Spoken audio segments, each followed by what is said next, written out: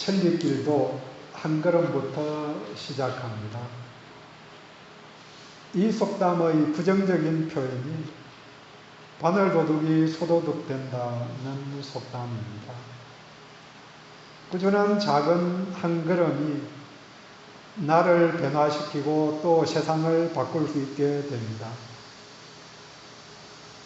아주 더운 날씨에 힘이 드는 것이 당연하지만 한편으로는 날씨가 더워서 못한다는 것은 핑계일 따름입니다.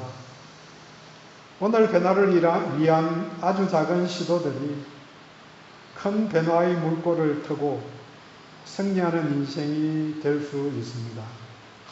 그 출발이 오늘 변화를 위한 작은 노력입니다. 기도하기, 말씀 읽기, 또 작은 선행이 출발점입니다. 명량이라는 영화를 통해 유명해진 신에게는 아직 12척의 배가 남아 있습니다 라면서 133척이나 되는 왜군 함대와 싸우겠다고 보고를 한 이순신 장군의 말을 기억합니다. 12척 남은 것이 아니고 13척이라고 하지만 아무튼 10배가 넘는 적을 할 수 있다 해보자 하는 자세로 나아간 이순신 장군의 용기와 준비된 마음이 현재를 살아가는 우리들에게도 귀감이 됩니다. 늦은 때는 없고 늦었다고 생각할 그때가 새로운 출발을 할 수 있는 때입니다.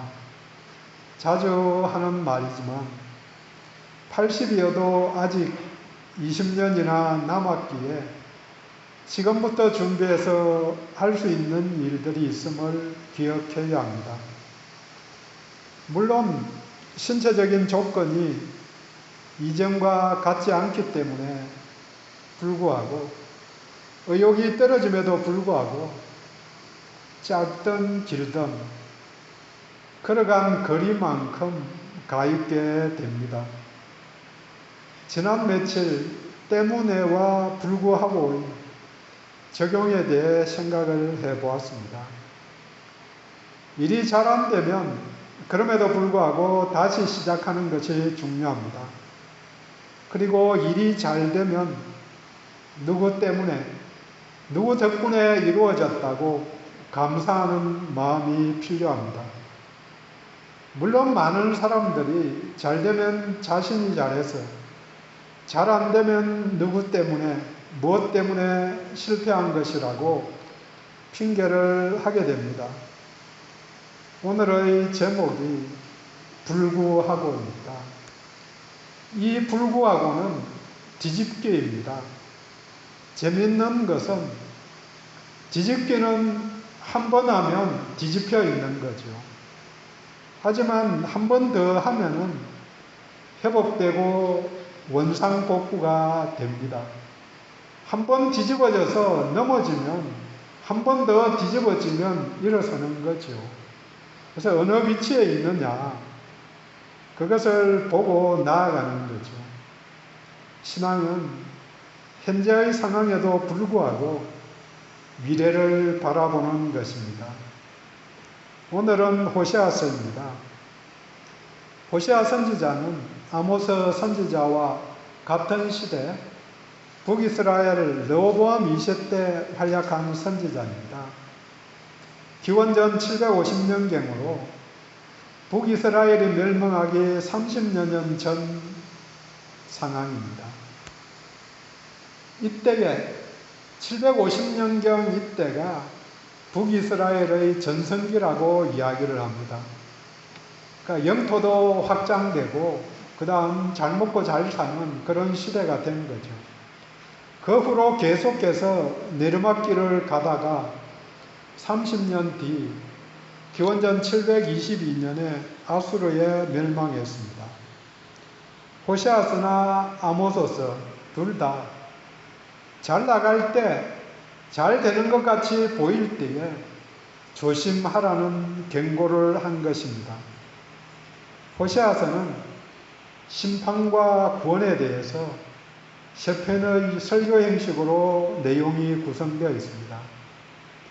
오늘 함께 읽은 본문은 두 번째 설교 마지막 부분, 마지막에 구원 부분이 나오니까 처음에는 심판이 있을 것이다 하는 것을 강조하고 뒤에는 그럼에도 불구하고 그 기간이 지나가면 회복될 것이라고 알려주는 내용입니다. 호세아의 이름이 여호수아, 호세아, 예수, 그 이름이 똑같이 여호와가 구원하신다 하는 사실을 이야기하는데 그 이름과 같이 호세아도 비록 시작은 경고이고 또 심판의 이야기지만 심판의 고비가 지나가면 돌아오게 될 것이다. 회복되게 될 것이라고 그렇게 말합니다. 번성기에 잘 나가고 있는데 잘 먹고 잘 살고 있는데 나라가 망할 것이다 하는 것을 설교하고 그 뒤에 회복된다고 말하는 게 쉽지 않은 일이었을 것입니다. 지금 이렇게 잘 살고 있는데 그게 무슨 말인가? 사람들은 거기에 말도 안 된다고 생각하면서 무시했을 것입니다. 패망하고 있을 때 예레미야와 같이 우리는 돌아설 수 없다. 패망하게 될 것이다. 주변에 바벨론이 바로 문 앞까지 쳐들어와 있는 그 상황에 예레미야 같이 이야기를 하면은 한편으로 와닿지요. 멸망할 수밖에 없구나. 물론 싫지요.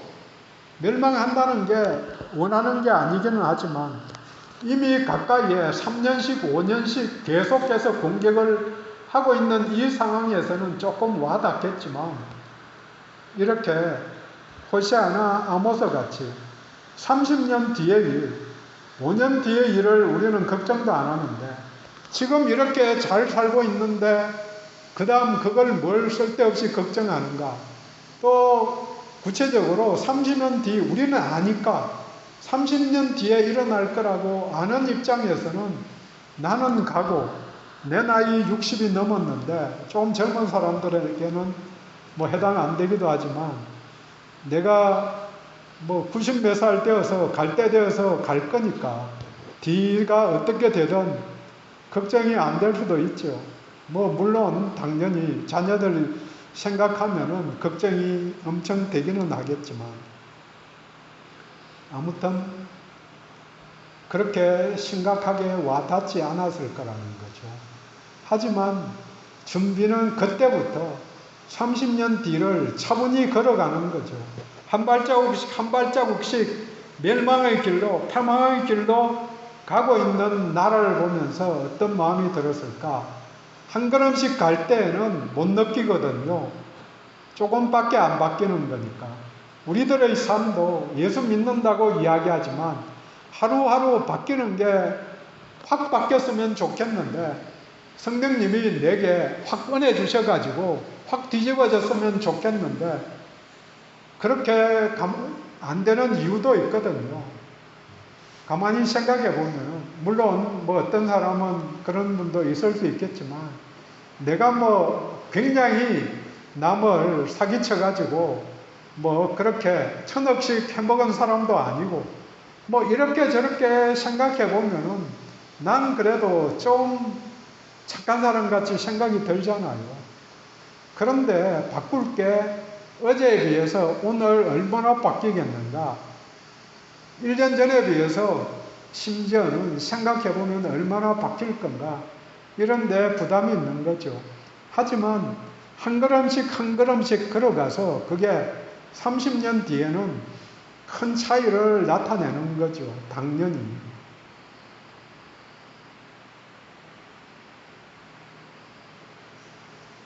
역사를 보면 번성기에 있다는 게 꼭 좋은 일만은 아님을 봅니다. 지금 우리 상황도 분명히 이전보다는 엄청나게 잘 살게 되었는데 흉악하고 표륜적인 악은 더 번성하고 있음을 봅니다. 믿음의 사람들은 현재를 분석하며 풍요와 더불어 복음이 확장되고 있지만 동시에 악도 확장되고 있다고 고백해야 합니다. 하나님 나라도 확장되지만 동시에 세상의 악한 권세도 확장되고 있는 거죠. 그래서 이전에 듣지도 보지도 못했던 그런 악한 일들이 지금은 막 일어나는 거죠. 멀리서 일어나는 게 아니고 주변에서 끊임없이 일어나거든요. 뉴스 보고 듣기가 두려운 시대가 된 거죠. 호시아 시대도 한편으로는 태평가를 불렀지만 속으로는 골마 터져가는 상황이었습니다. 호시아 선지자는 이스라엘의 종교적인 죄를 주로 다루었지만 아모스는 사회 경제적인 문제를 공격했습니다. 그때 아모스서를 보면 인신매매, 가난한 자들을 착취하고 성적인 타락 이런 일들이 그 시대에 3000년 전에도 일어났고 지금도 똑같이 일어나고 있는 거죠. 그 시대의 종교적인 상황이 본문 2절입니다. 선지자들이 그들을 부를수록 그들은 점점 멀리하고 바알에게 제사하며 아로색인 우상 앞에서 분향하느니라 하였느니라. 바알 숭배.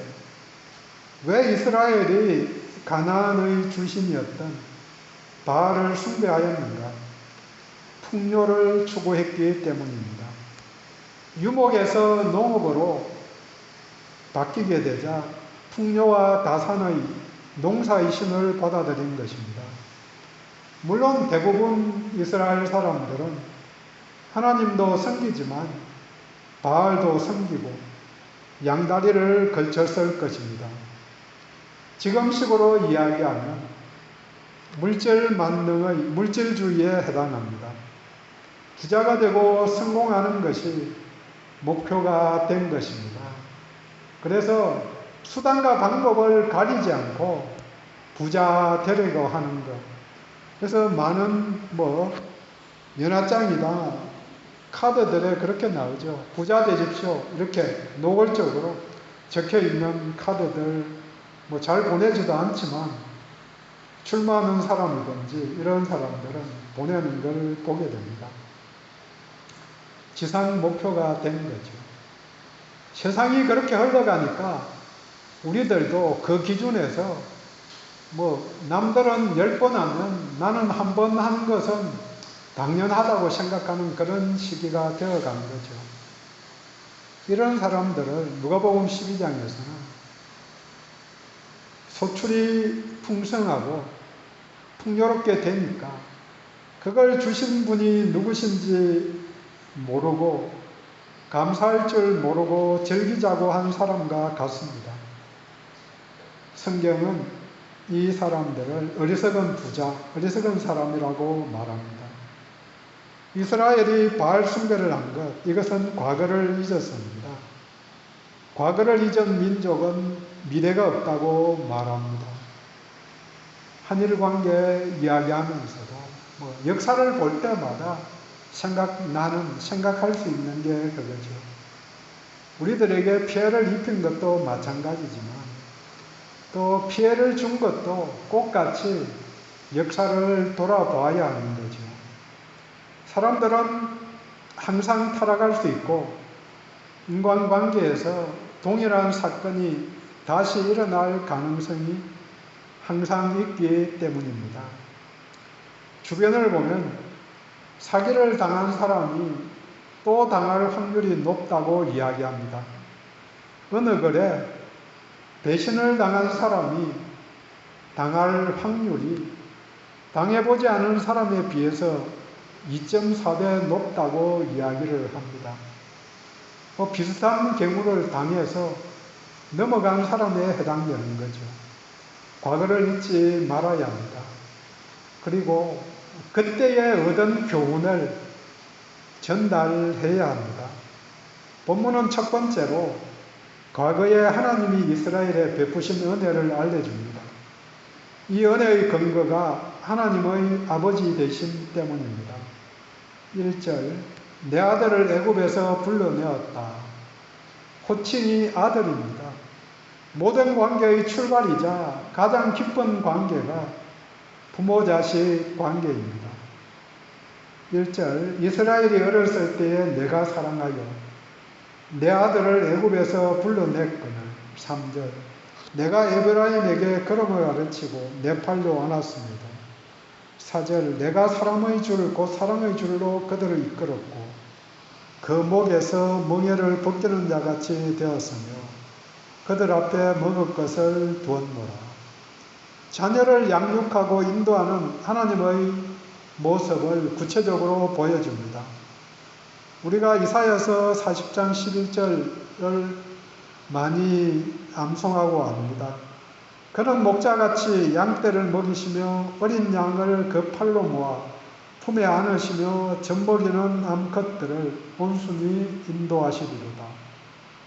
목자와 양의 관계, 예수님도 나는 선한 목자다 이렇게 표현하셨지만 그 관계를 아무리 생각해봐도 부모와 자식 관계, 부모가 자녀를 생각하는 것보다 못할 것입니다.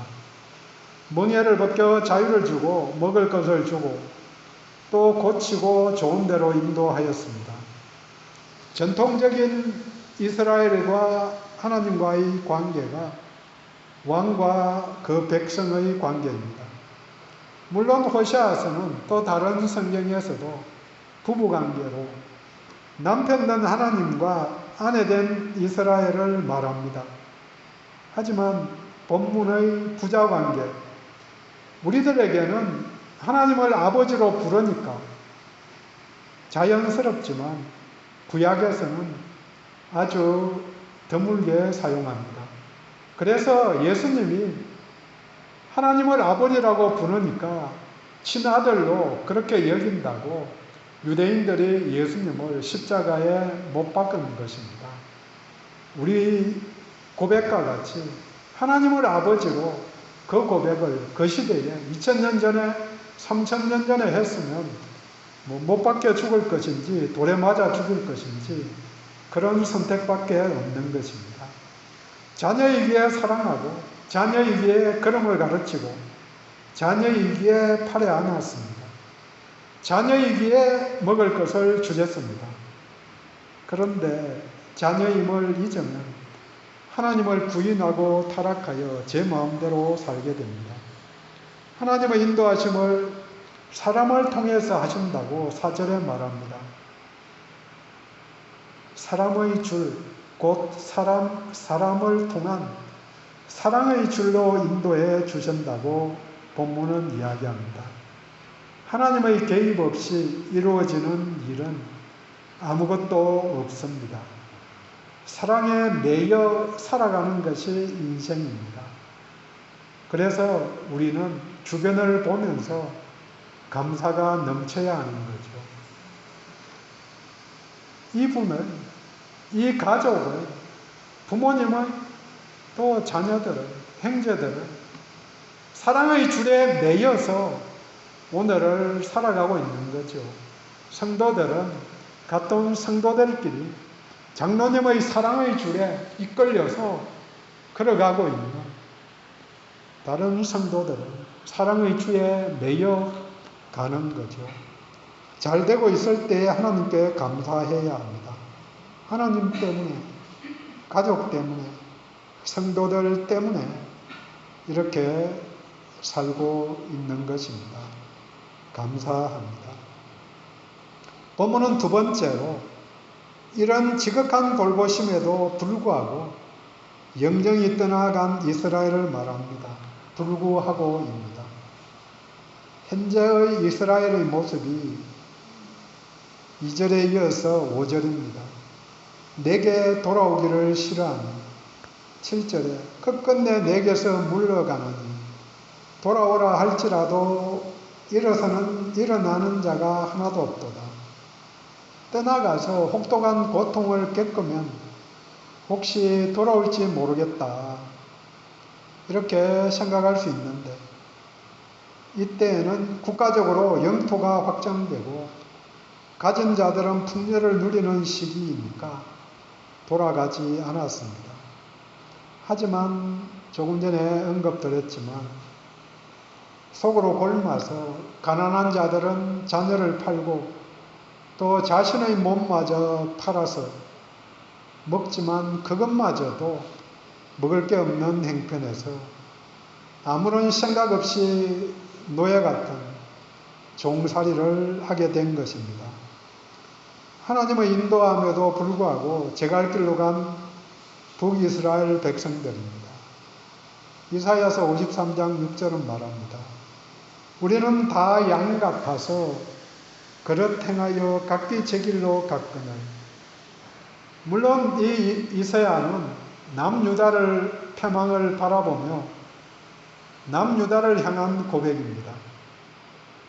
호세아는 북이스라엘을 향해서 남과 북이 모두 제 소견에 오른 대로 살은 것입니다. 사람은 사람입니다. 죄인이기 때문에 죄를 짓는 것입니다. 하나님은 인도하셨음에도 불구하고 제 길로 갔습니다. 그러니 그 결과는 징계입니다. 하나님과 아무런 상관이 없으면 징계도 안 하고 내버려 두실 수도 있지만 자녀이면 또 백성이면 잔소리도 하고 징계도 하고 하는 거죠. 하나님을 왕으로 섬기기 싫어함에 일어난 결과입니다. 5절에 아수르 사람이 그 임금이 될 것이라. 자기가 왕이 된 사람들의 결실은 흉악한 아수르 사람이 왕이 되는 것입니다. 잘났다고 자신이 왕이 되려는 시도도 마찬가지입니다. 성경의 한 그림이 누가 왕인가 하는 메시지입니다. 우리는 누구를 섬길 것인가? 나를 섬길 것인가? 물질을 섬길 것인가? 또 아니면은 부모를 극단적으로 잘 섬길 것인가 하는 부분도 있죠. 하나님을 우선하여 섬길 것인가? 하나님이냐 바알이냐 본문은 그렇게 촉구하고 있죠. 또 나가서 하나님이냐 아수르냐, 하나님이냐 자신이냐, 하나님이냐 돈이냐, 하나님이냐 자식이냐, 하나님이냐 거기에 뭘 덧붙이겠습니까? 누구를 섬길지 선택하라는 요청은 모세가 한 말이고 여호수아가 한 말입니다. 선지자들이 목 놓아 외친 말들입니다. 구세주이신 예수님은 나를 따르라고, 선택이 아니고 따라오라고, 다른 거 쳐다보지 말라고 그렇게 요청하십니다. 6절에 칼이 그들을 치고 빗장을 깨뜨려 없이 하여도 7절에 끝끝내 내게서 물러가느니 지극한 돌보심에도 불구하고 징계로 나라가 망함에도 불구하고 하나님을 떠나가는 이스라엘입니다. 잘해 주어도 안 되고 잘못해 주어도 안 되고 어떻게 해도 지멋대로 살려고 하는 이스라엘을 보면서 풍요도 저주도 이들을 돌아오게 하지 못한 상황들을 봅니다. 사람들은 죄인입니다. 그리고 우리 모두가, 성도들 모두가 죄된 본성이 남아 있습니다. 이것이 문제입니다. 이 상황에 이스라엘의 반역에도 불구하고 본문은 세 번째로 미래를 선택하신 하나님을 봅니다. 다시 불구하고입니다. 다시 긍휼히 여기시고 회복시키시는 하나님을 봅니다. 8절에 내가 어찌 너를 놓겠느냐, 내가 어찌 너를 버리겠느냐, 아드마같이 놓겠느냐, 스보임같이 두겠느냐. 아드마와 스보임은 사해 인근의 도시로 소돔과 고모라가 멸망할 때 같이 멸망한 곳이라고 이야기합니다. 그렇게 영영이 멸망하게 하지 않으시겠다는 하나님의 말씀입니다. 9절에 내가 다시는 멸하지 않겠다 그렇게 하신 게 끝이 아니고 한 걸음 더 나아갑니다. 8절만 내 마음이 돌이켜 나의 긍휼이 불붙듯 하도다. 마음을 고쳐먹고 긍휼이 넘쳐서 회복의 길로 인도하십니다. 이 사랑의 결정판이 예수님의 십자가 사랑입니다. 에덴 동산 이래로 냉정하지 못하고 계산적이지 않아 끌려다니는 사랑의 하나님이십니다. 이 사랑이 그들을 아수르에서 또 바벨론에서 들어오게 하셨습니다. 이 사랑이 땅끝에 있는 우리를 독생자 예수를 희생시키기까지 하셔서 아들로 딸로 부르신 것입니다. 그래서 10절 11절에 여호와를 따를 것이라 서쪽에서부터 떨며오되 애굽에서 새같이 아수르에서 비둘기같이 떨며오니 내가 그들의 집에 머물게 하리라. 동서남북에서 불러내어 온전히 회복시키겠다는 하나님의 선언이십니다. 왜 하나님이 이렇게까지 하실까요? 반역에도 불구하고 그 답이 9절입니다. 이는 내가 하나님이요 사람이 아니니라. 사람이 아니다. 내가 하나님이다. 하나님의 사랑에도 불구하고 죄를 짓는 것은 우리가 사람이기에 그랬다. 이스라엘은 사람이다. 우리도 사람입니다. 거기에 대비해서 하나님은 하나님이십니다. 덧붙여 9절에 네 가운데 있는 거룩한 이시다. 그래서 진노함으로 네게 임하지 않는다. 사람은 원수를 갚을 것인데 배반하는 사람은 용서하지 못하고 끝까지 복수를 하려 하지만 하나님은 징계를 하는 이유도 아버지이기 때문에 잘해주는 이유도 아버지이기 때문입니다. 그럼에도 불구하고 잊지 말아야 합니다.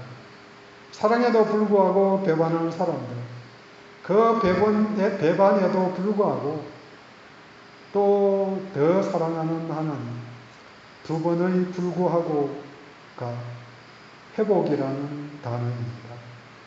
정리합니다. 하나님이 인도하십니다. 그 은혜에도 불구하고 사람들은 배반을 하곤 합니다. 하지만 그 배반에도 불구하고 거룩하신 하나님의 불붙는 긍휼함이 오늘도 용서하시고 회복시켜 주십니다. 하나님은 하나님이시고 우리는 사람입니다. 이 관계를 잊어버리면 아수르 사람이 다스리고 또 돈이 우리를 다스리게 될 것입니다. 그럼에도 불구하고 우리를 긍휼히 여기시는 주 여호와 우리 예수님을 찬양합니다. 기도합니다.